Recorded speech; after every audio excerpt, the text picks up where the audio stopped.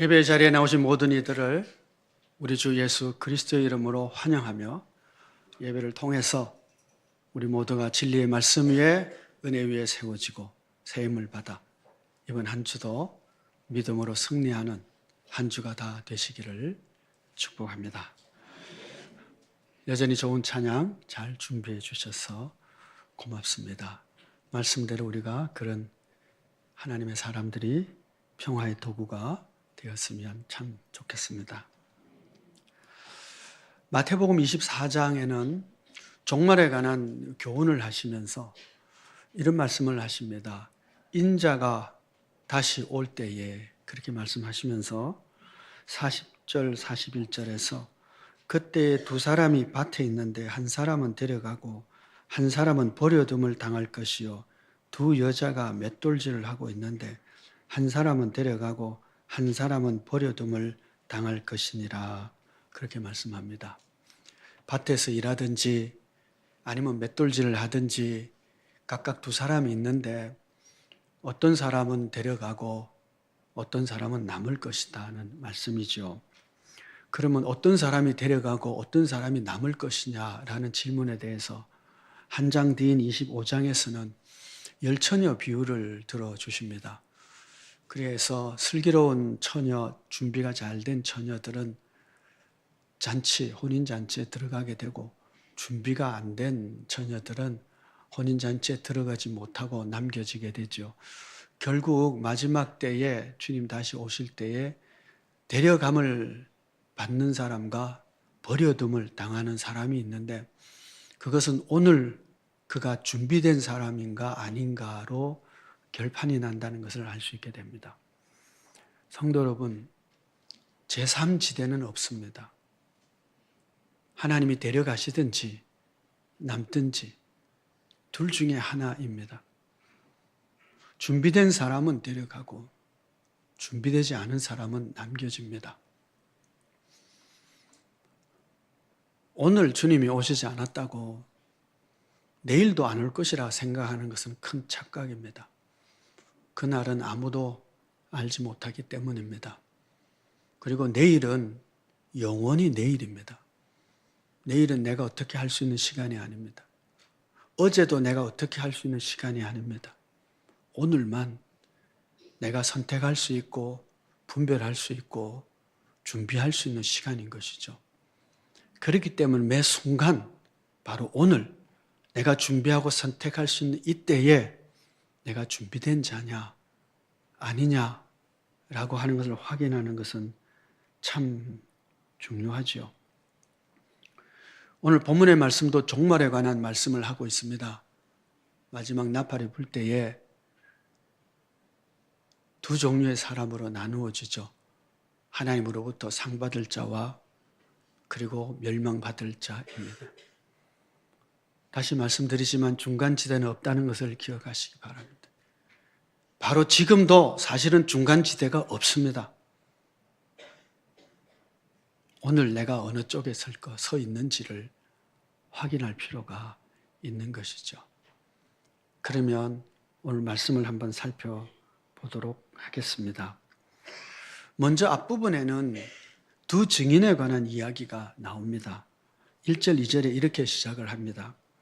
또 내게 지팡이 같은 갈대를 주며 말하기를 일어나서 하나님의 성전과 제단과 그 안에서 경배하는 자들을 청량하되 성전 바깥마당은 청량하지 말고 그냥 두라. 이것은 이방인에게 주었은즉 그들이 거룩한 성을 42달 동안 짓밟으리라. 하나님께서 청량을 하게 하십니다. 성전을 청량하게 하죠. 제단에서 주께 경배하는 자들을 청량하는 것입니다. 그런데 성전 바깥에 이방인의 뜰이라고 성전에 속해 있지만 누구라도 이방인들이 들어올 수 있는 이방인의 뜰이 있습니다. 예수님 시대 그곳에서 장사도 하고 그랬지 않습니까? 그 뜰은 누구나 들어올 수 있습니다. 그런데 성전 안에 들어가서 하나님께 제사 드리는 자는 반드시 유대인만 들어갈 수가 있는 것이죠. 그렇게 구별이 되죠. 하나님께서 좀 청량하게 하십니다. 거룩한 성 예루살렘이 막 핍박을 받습니다. 근데 어디까지 핍박을 받느냐 하면 성전 바로 코앞인 이방인의 뜰까지는 핍박을 받는 것입니다. 그런데 그 안에는 주를 경배하고 제사 드리고 예물 드리는 자는 청량하라고 그럽니다. 그 얘기는 뭐예요? 하나님께서 품고 계신다는 것입니다. 하나님이 보호하여 주시겠다는 뜻이지요. 그 바깥은 하나님이 청량하지 않았습니다. 여러분, 세상이 아무리 험악하고 그리고 고난과 핍박이 많아도 하나님은 하나님의 사람들을, 참으로 하나님을 경배하는 자는 하나님을 보고 계시고 청량하고 하나님의 품 안에 품고 계시는 줄 믿습니다. 그 밖에 있으면 상당히 위험해집니다. 평안할 수도 있지만 고통의 고난의 시대는 하나님의 보호하심이 없기 때문에 그 고난과 고통을 그냥 그대로 받아야 되는 것이죠.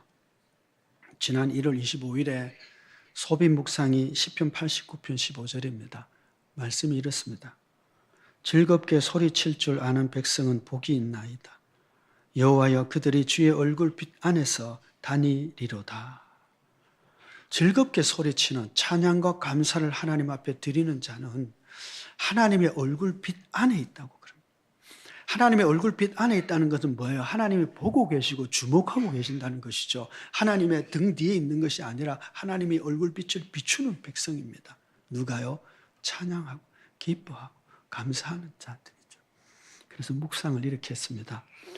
즐겁게 찬양하는 자들은 주의 얼굴빛 안에서 다니는 자이니 그는 복이 있는 자임에 틀림이 없습니다.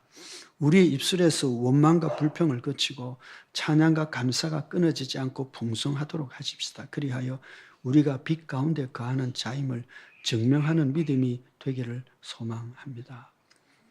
여러분, 즐겁게 찬양하고 감사하는 자는 하나님의 얼굴빛 안에 거니는 자입니다.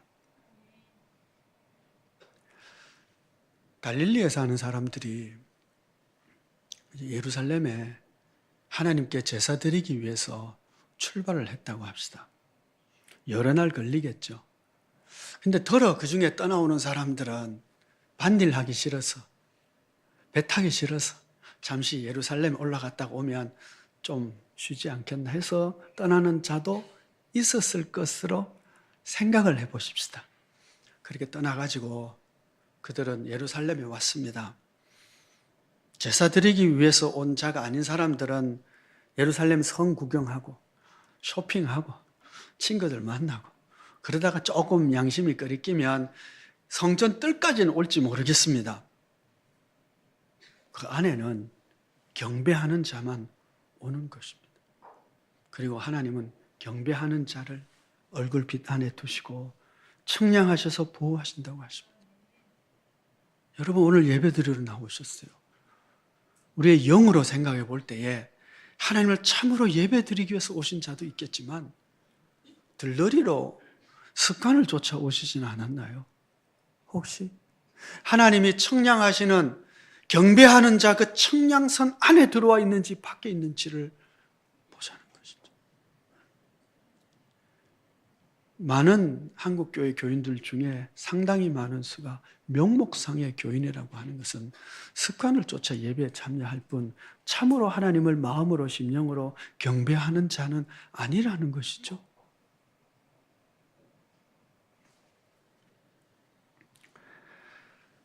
지난 금요일에 중고청 연합 수련회가 있었습니다. 금요일 저녁에 집회를 제가 했는데 그들 중에 이야기를 하는 동안 그냥 슬쩍 넘어가고 다 얘기하지 않았지만 하고 싶었던 얘기 중에 하나는 모태신앙인들 좀 조심하라.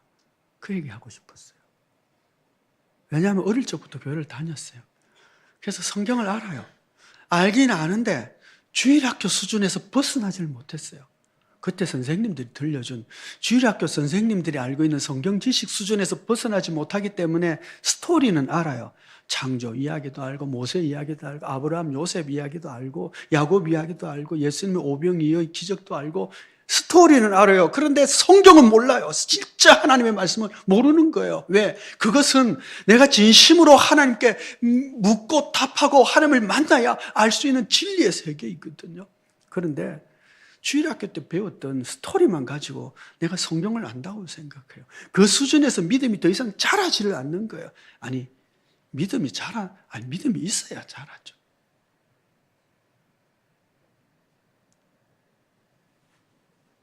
유대인이 아닌 거예요. 유대인으로 얘기한다면, 옛날 얘기로 한다면. 그러니까 성전 안에 들어올 수 없는 사람이 있어요. 그냥 뜰까지만 올 수 있는 사람. 오늘 우리가 습관을 쫓아서 들러리로 예배당에 와 있다면 우리는 지금 이방인의 뜰에 거하는 자고 하나님의 측량 밖에 있는 자. 이 대단히 위험한 상태에 있는 것입니다. 하나님을 만나고 사랑하고 그 믿음의 말씀을 경험하고 그 주신 진리의 말씀을 쫓아 나를 살펴보고 하나님의 말씀을 경험하는, 진정으로 하나님을 경배하고 찬양하고 감사하고 기뻐할 수 있는 믿음을 가지고 그런 헌신으로 예배의 자리에 나와야 하는데, 겉보기는 다 똑같죠. 예배당에 앉아 있으니까. 두 부분으로 겉보기에는 모르지만 영적으로는 제3시대 없습니다. 나누어져.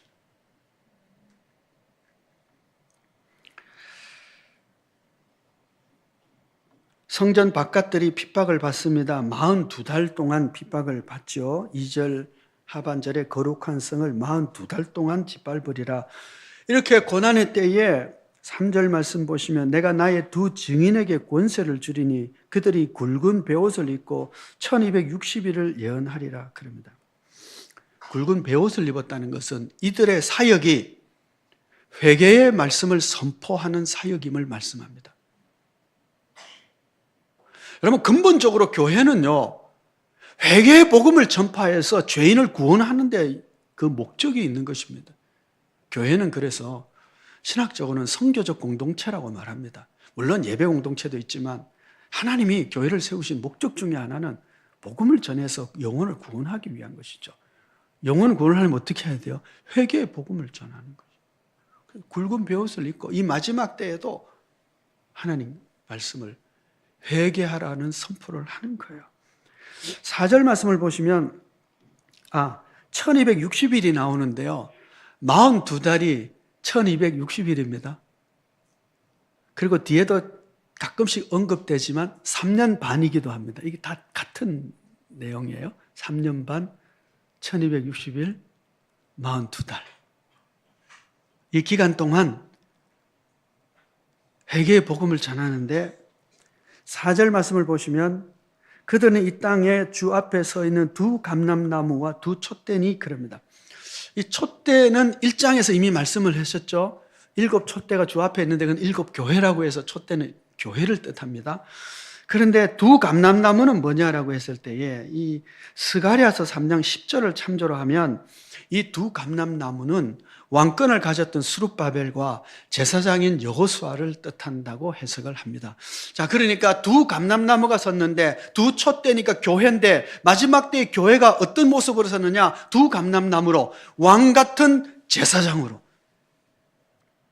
왕의 권한을 가지고 제사장의 목적을 가지고 회개의 복음을 전하는 교회가 마지막 때에 서서 하나님의 말씀을 선포하는 것을 뜻하는 것입니다. 마지막이 되어 갈수록 세상이 험악할수록 교회는 교회의 사명에 집중할 수 있어야 됩니다. 마지막까지 교회에게 부탁한 하나님의 말씀은, 교회의 사명은 회개의 복음을 전하는 것입니다. 이 증인에게 놀라운 기적이 막 생겨집니다. 그렇죠?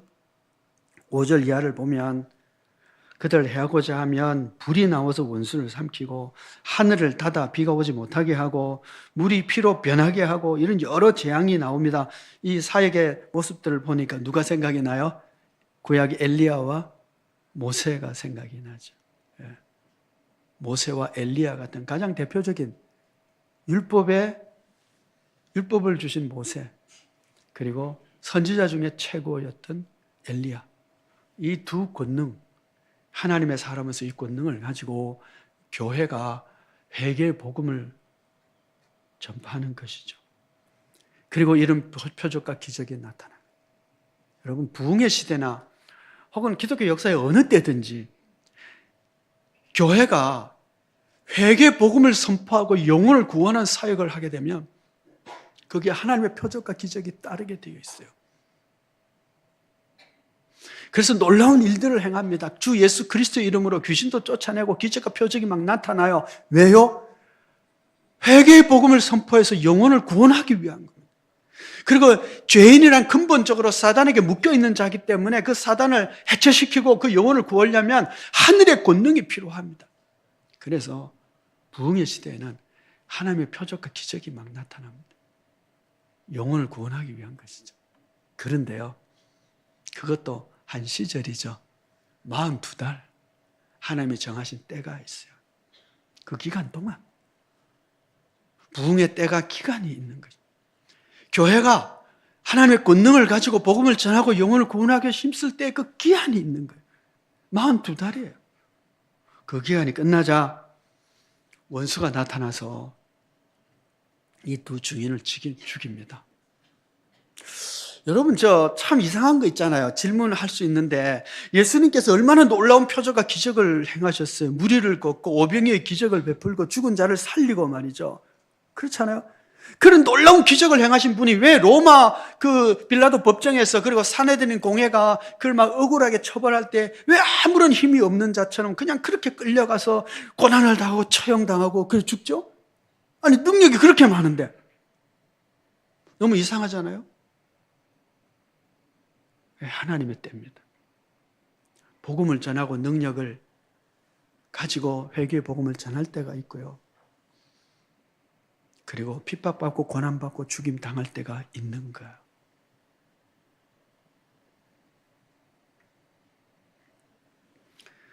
이들이 수치와 모독을 당합니다. 죽임을 당할 뿐만 아니라 사흘 반 동안 그냥 시신을 그냥 내팽개쳐 둡니다. 모독을 하는 것이죠. 장사하지 못하게 만드는 것이죠. 여러분, 교회가요, 이런 고난과 수치를 겪을 때가 있습니다. 그럴 때 너무 낙심하지 마십시오. 주의 말씀을 쫓아 살다가 권능을 막 행하고 그럴 때도 있지만 아무런 힘이 없는 자처럼 수치와 모독을 당하고 핍박받고 그리고 죽임당하고 그럴 때가 있습니다. 땅에 사는 사람들이 이들의 죽음을 보고 즐거워하고 기뻐하고 서로 예물을 보냈다고 합니다. 얼마나 좋았으면 막 예물을 보내고 막 잘 됐다고 막 그러겠어요. 그렇죠? 너무너무 좋아하고 기뻐하고 예물을 보냈어요. 그 얘기는 뭐예요? 그 전에는 어땠다는 얘기예요? 너무너무 괴롭고 싫었다는 얘기예요. 회개하라는 말씀이 너무 싫은 거예요. 너무 막 힘든 거예요. 근데 회개하라는 복음의 말씀이 이제 더 이상 안 들려오니까 너무 기분이 좋은 거죠. 그래서 막 기뻐하고 즐거워하고 막 선물 보내고 그러는 거예요. 성도 여러분, 언제나 귀에 듣기 좋은 말만 들으려고 하지 마세요. 하나님의 말씀은 그렇지 않습니다. 회개하라는 말씀이 들려오고 가슴을 찌르는 말씀이 들어오고 귀에 듣기 싫지만 하나님의 음성이 막 들려올 때가 좋을 때예요. 왜? 기회니까요. 더 이상 그런 얘기가 들려오지 않을 때 기뻐하고 즐거워하지 마십시오. 그건 망할 때입니다. 곧 하나님의 멸망이 임합니다. 사흘 반이에요. 3년 반을 예언하고 사흘 반, 3일 반을 이제 고난을 겪고 하나님께서 생기를 부어넣어서 다시 일어나고 부활승천하게 됩니다. 하나님의 사람들이 권능으로 일할 때도 있고요. 수치와 모독을 당할 때도 있고 죽임 당할 때도 있습니다. 그런데요, 그거 사흘 반이에요. 그럼 여러분, 믿음으로 살다가 어려움 겪으면 사흘 반이네. 이 또한 지나갈 것이다. 이후에는 하나님의 부활의 영광에 내가 참여할 것이다. 사흘 반의 수치 뒤에 영원한 영광이 있습니다. 비교가 안 되는 짧은 기간이에요. 그러니 여러분, 믿음으로 오래 참고 견딜 수 있는 이들이 되시기를 축복합니다. 사흘 반 뒤에 두 증인이 부활하여 하늘로 승천하게 되고 남은 자는 두려워하는 가운데에 영광을 하늘의 하나님께 돌리는 일이 생겨집니다. 이 두 증인의 사역이 예수님하고 참 비슷하죠. 예수님하고 참 비슷합니다. 권능과 영광을 행하다가 그 다음에 수치를 당하고 죽임을 당하고 그리고 예수님보다 한 반나절 더 죽음에 있다가 예수님과 똑같을 수는 없잖아요. 사흘 반 뒤에 부활해서 승천합니다. 그런데 그 결과가 뭘까요? 그 중에 남은 자 중에 덜어는 하나님께 영광을 돌리는 자가 있었다라는 거죠. 여러분, 우리가 회개의 복음을 전하고 믿음으로 살고 의의 길을 걷다가 아무런 영광도 없이 죽임당하고 수치와 모독을 당하고 그럴 때요, 우리가 참고 견디면 어떤 일이 생길까요? 남은 자 중에, 회개하지 않고 남은 자 중에 회개하고 하나님께 돌아올 자가 있을 것입니다. 하나님은 목적이 거기에 있는 거예요. 사흘 반의 고난 뒤에 구원받을 영혼들이 생겨진다면 그거 믿지는 장사 아니죠? 대단히 큰 일 아니에요? 하나님은 두 증인을 통해서 그 돌아올 영광, 그 열매, 영혼들을 보기를 원하셨던 거예요. 그러니 여러분, 42달의 사역과 사흘 반의 수치와 치욕, 그리고 영원한 영광의 나라의 승천, 이것을 기억하시기 바랍니다. 하나님이 정하신 기한이 있습니다. 능력의 시대도 있고요. 수치의 시간도 있고요. 그리고 영원한 상급을 받는 영생의 땅이 있습니다. 여러분, 내가 어디에 속해 있는지, 지금 속한 것이 어딘지 확인하셔야 됩니다.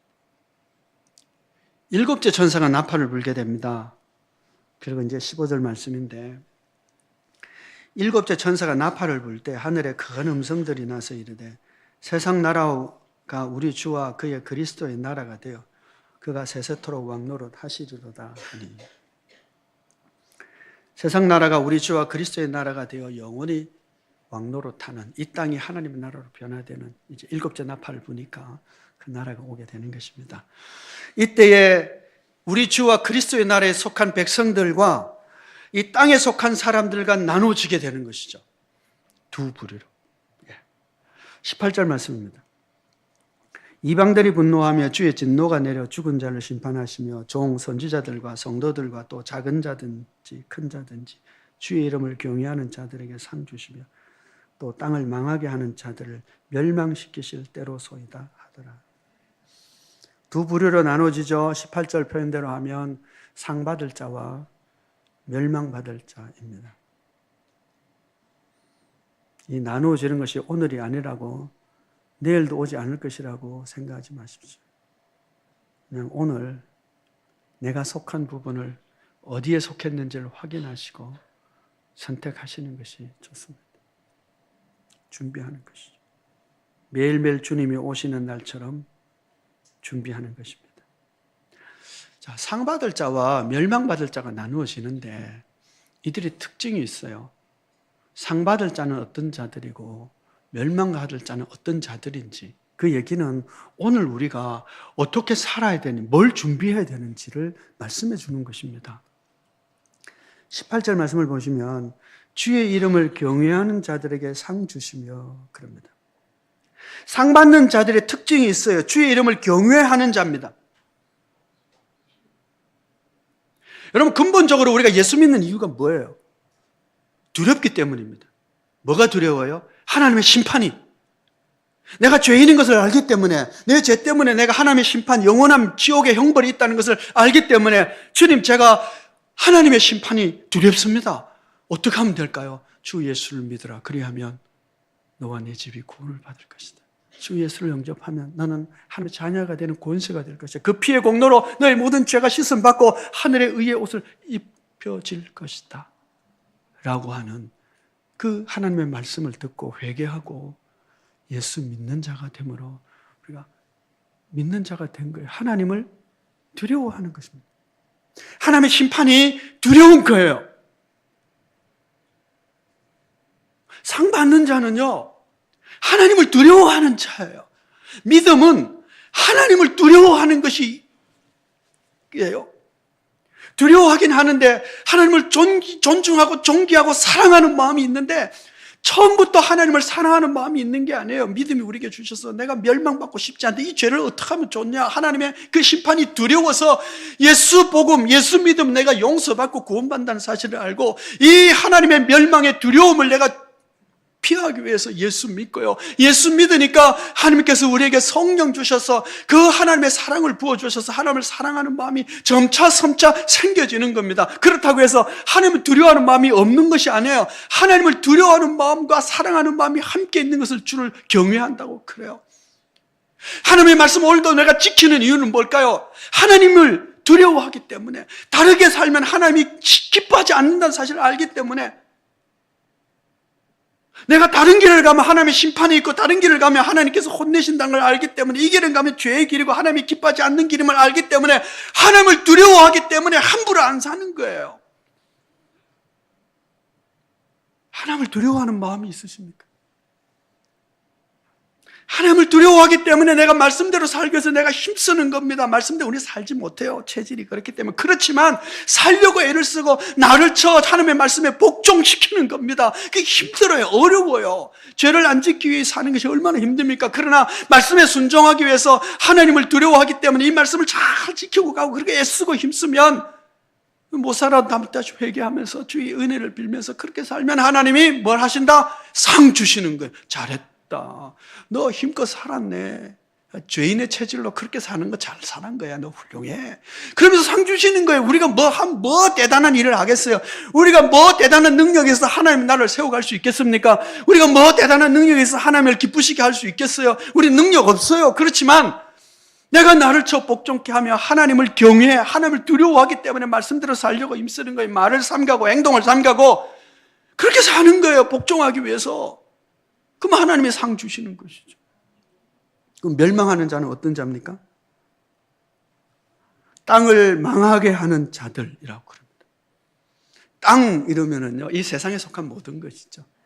자연, 우주, 그리고 그 가운데 살아가는 모든 사람들 다. 아담이 죄를 범합니다. 그 죄를 범하면 어떻게 돼요? 그냥 망하는 거예요. 피조 세계가 함께요 저주를 받아버렸어요.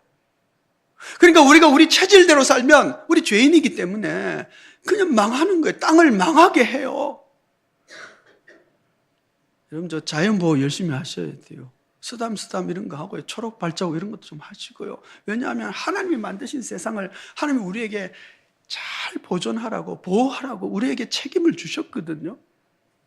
그런데 이걸 자꾸 망하게 해요. 내 마음대로 살면 우주 피조물을 막 망하게 만들잖아요. 쓰레기 아무 데나 버리고 조심 안 하는 거예요. 근데 하나님은 우리 그렇게 살려고 하지 않으셨거든요. 잘 보호하라고 했는데 안 해요. 내 죄의 욕심이. 내 편하게 살기 위해서. 뭐 남들이 그러지 말든 뭐 쓰레기 막 버리고 누군가 치우겠지 그러면서. 그게 아닌 거죠. 무엇보다도요. 사람을 망하게 해요. 죄를 지으니까 어떻게 해요? 아담과 하와가 서로 망하게 만들어버려요. 저 여자가 나를 망하게 했다 그러고요. 사랑하고 보호해야 될 동생을 죽이고요. 내가 아우를 지키는 자입니까? 이케요. 지키는 자 맞죠? 함께 더불어 살아가라고 서로 사랑하며 살아가고 하나님께서 만들어주셨는데 가족을 만들어주고 동생을 주고 지키는 자가 돼야죠. 당연하죠. 그런데 내가 동생을 지키는 자입니까? 아니에요, 여러분. 내 마음대로 살면요, 망하게 하는 자가 돼요. 하나님을 경외하게 살면, 경외하는 자는 말씀에 순종하는 길을 걷는 거예요. 힘들어도 그 길을 걸려고 애를 써요. 믿음의 능력이 작으면 작은 대로, 크면 큰 대로 그 길을 가려고 힘쓰는 거예요. 그러면서 살아가요. 하나님의 의를 이루기 위해서. 그런데 그거 아무것도 없이 내가 원하는 대로 마음대로, 내가 원하는 대로 막 그냥 말하고 행동하고 생각하고 그러면 어떻게 해요? 반드시 망하는 길을 가요. 나만 망하는 것이 아니라 이웃도 망하게 만들어요. 공동체 망하게 만들어요.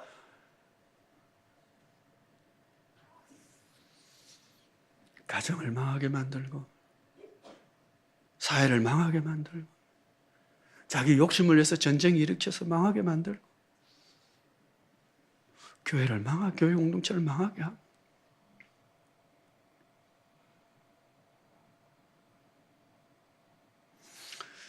주님께서는 제자들에게 나를 따라오려거든 자기를 부인하고 그래요.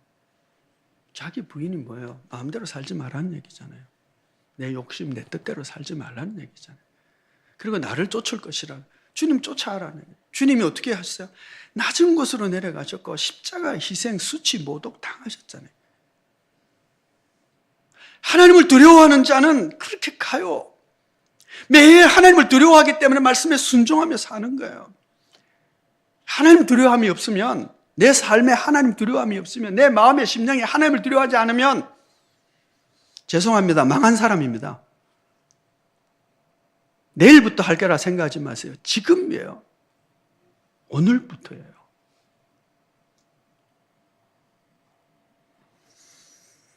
하나님을 경외하는 자에 속할지, 땅을 망하게 하는 자에 속할지, 지금 어디에 속해 있는지 우리 자신들을 바라보며 바르게 선택해서 영광에 이르고 상 받는 자들이 다 되시기를 축복합니다. 기도하겠습니다.